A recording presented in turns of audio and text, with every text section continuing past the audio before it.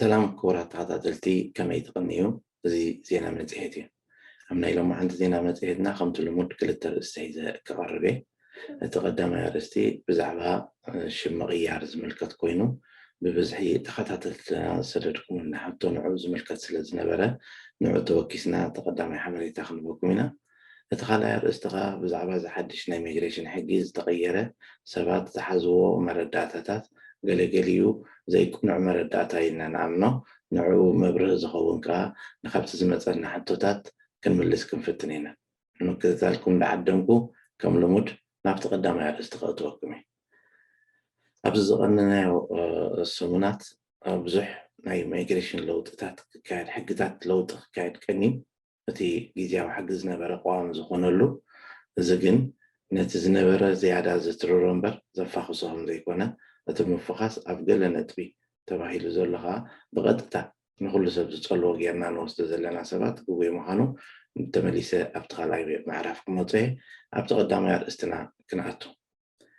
ኣብዚ ሃገር ንዝውለዱ መንእሰያት ወይ ህፃናት ወይ ከዓ ኣብዚ ሃገር ንዝነብሩ ዓበይቲ ብዛዕባ ሽምቕያር ዝምልከት ነገር ተደጋጋሚ ሕቶታት መፅእ እዩ። ናይ ሽም ሕጊ ዝበሃል ኣሎ። እሱ ከዓ እንታይ እዩ? ሓደ ሰብ ሽም ከተውፅኣሉ ከለኻ መዓዝ ብኸመይ ዓይናይ ዝፍቀድ ዘይፍቀድ ዝብል ነገር ኣሎ። ተቐዳማይ ነጥቢ እንታይ እዩ? ሓድሽ ዝተወልደ ቆልዓ ግድን ኣብ ውሽጢ 3 ወርሒ ሽም ክወሃቦ ኣለዎ።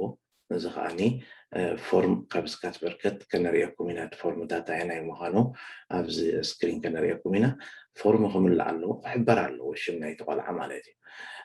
ድሒሩ ዝመፅእ ሕቶ ሰባት ኣብ ኣፀዋውዓ ስማቶም ናይ ኣቦኦም ሽም ኣይኣቱን እሞኒ ሕጂ ናይ ኣቦኦም ሽም ንኽእትዉ ኢሎም ኣብ ዝፍትንሉ ግዜ ከዓ ነቲ ናይ ኣቦ ሽም ከም ኣፍተርናም ንተእትዮ እሞ እቲ ናይ ኣቦ ሓጎ ሽም ከዓ ምስኡ ፅሕፍዎ እሞ ኣይናዩ እቲ ፎርናም ሜላናም ወይ ኣፍተርናም ዝበሃል ዝሽግሩ ሰባት ብብዝሒ ኣለዉ። እሱ ከዓ መፍትሒኡ እንታይ እዩ? ሓደ ቲልታልስናም ዝበሃል ኣሎ። ቲልታልስናም ማለት መፀውዒ ሽምካ ማለት እዩ።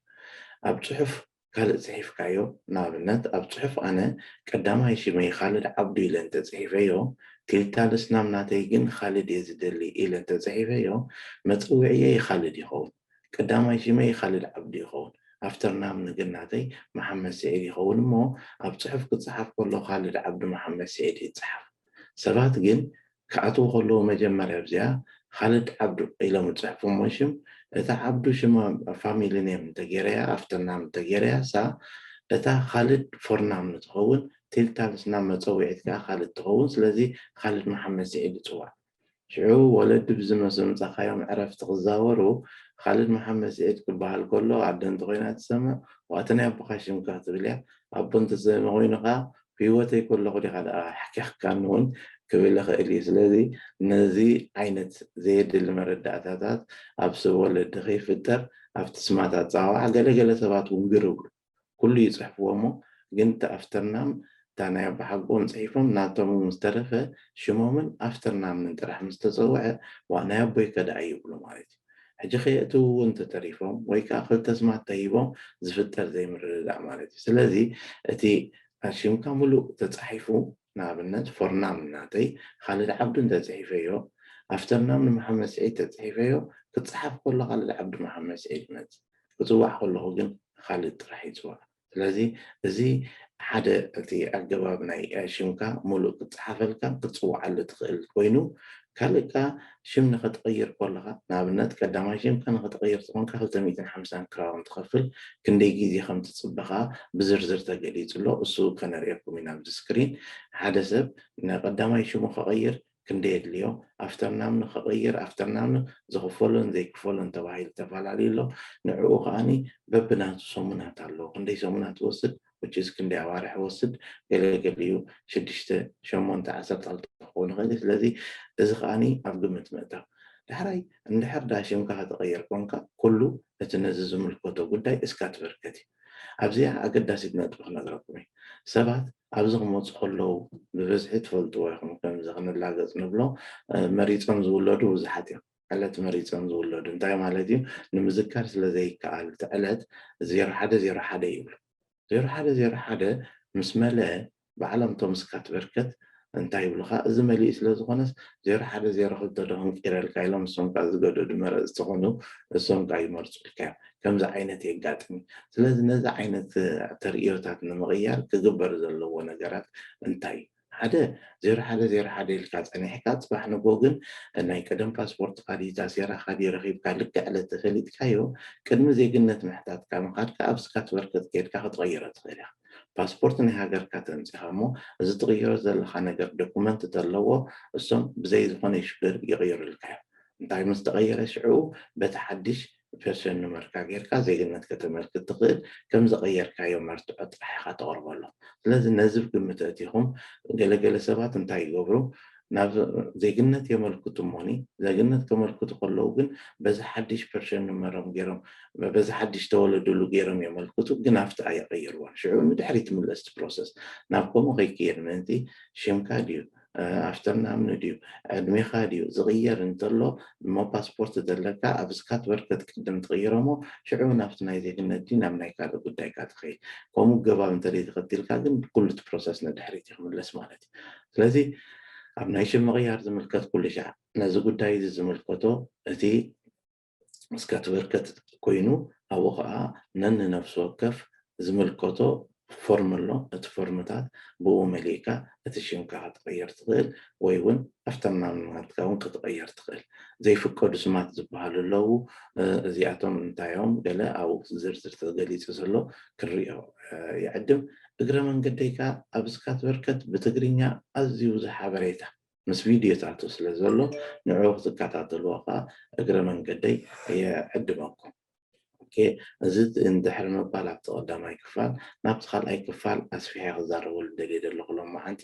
ካኣት እየ ከም ንሪኦ ዘለና ኤውሮፓ ብፍላይ ከዓ ወላሽ ወደን ናይ ሚግሬሽን ሕግታቶም ኣብ ዝሓለፈ እዋናት እንዳፀንከረ እንዳተረረ እዩ ዝመፅእ ዘሎ ግቲ ህፁፅ ኩነታት ተፈጢሩ ተባሂሉ ኣብ 2015 ዝወፀ ጊዜያዊ ሕጊ ንኩሉ መንበሪ ፍቃድ ሽወደን ትህቦ ዝነበረት ጊዜያዊ መንበሪ ፍቃድ ክኸውን ንግዚኡ ኢሎም ገይሮሞ ነይሮም 3 ዓመት ድሕሪ ከዓ መሊሱ 2 ዓመት ተናዊሑ ሕጂ መጨረሻ ግን እዚ ሕጊ እዚ ቀዋሚ ኮይኑ ቀፃሊ ኮይኑ ክኸይድ እሞ ኣብዚ ከዓ መንበሪ ፍቃድ ዝህብዎ ኩሉ ንኩሉ ሰብ ዝህብዎ መንበሪ ፍቃድ ብዕቑባ ጊዜያዊ ክኸውን ነዚ ጊዜያዊ መንበሪ ፍቃድ ናብ ቀዋሚ ንምቕያር ኣብ ዝግበር መስርሕ ግን ክልተ ነገር ይሓስቡ ኣለዉ እቲ ቀዳማይ ቋንቋ ክትክእል እቲ ካልኣይ ከዓ ስራሕ ነብስኻ እንተኽኢልካ ዝብል ስለዚ ኣገዳስነት ናይ ቋንቋ ነዚ ንዜግነት ንኩሉ እንዳተረረ እንዳተጠልበ እዩ ዝመፅእ ዘሎ ሓደ ካልኣይ ናይ ሚግሬሽን ሕጊ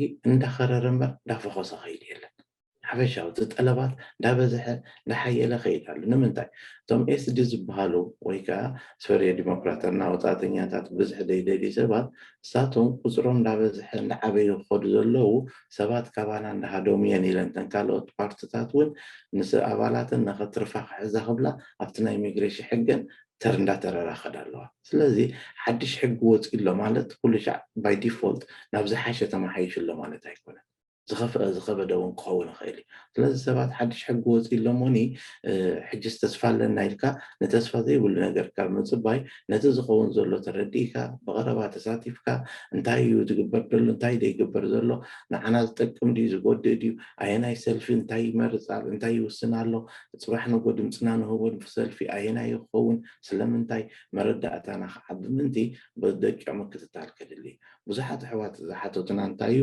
ሕግታት ተቐይሩሎም እሞ ሕጂ ከመይ ክኸውን ብፍላይ ናይ ፋሚሊ ምጥርና ብፍላይ እቲ ሕግታት ዘቕርብዎ ዘለዉ ዘውፅዎ ዘለዉ ብኸመይ ከም ዝትንክፈካ ብግቡእ ንምፍላጥ ከዓ ግቡእ ምክትታል ነቲ ሚድያን ነቲ ፖለቲካዊ ኣካላት ናይቲ ሃገርን እውን ከድሊ እዩ ስለዚ ብዙሓት ኣሕዋት ዘየለ ልክዕ ዘይኮነ ተስፋ ጌርና እንድንኸይድ ነቲ ዝበሃል ዘሎ ሓደ ብሓደ ዘርዚርና ኣብ ዝንዛረበሉ ነቕርቦን ስለ ዘለና ነዚ ክትከታተሉ እንዳዓደምና ነዚ ዝምልከትን ካልእን ዘለኩም ሕቶታት ከም ልሙድ ኣስፍሩልና ብተወሳኺ ከዓ ኣብ ዜና መፅሄት ነቕርቦም ኣርእስትና ኩሉ ሻዕ ኣየነት እንተኾኑ ይሕሹ ንምባል ብዙሕ ካቨር ዝገበርና ኣሎ እሞ ገለ ሰባት ግን ዘለኩም ሽግራት ወይ ሕቶታት በዚ ተሓቲትኩምና ንዝምልከቱ ኣካላት ተወኪስና እውን ነቲ ካልእ መምሃሪ ክኸውን ከነቕርብ ክንፍትን ኢና ንሎማዓን ዝበልክዎ እዚ ነይሩ ኣብ ዝቕፅል ስጋዕ ንራኸብ ሰላም ቅንያት ኣብ ሰላም ያረኽበና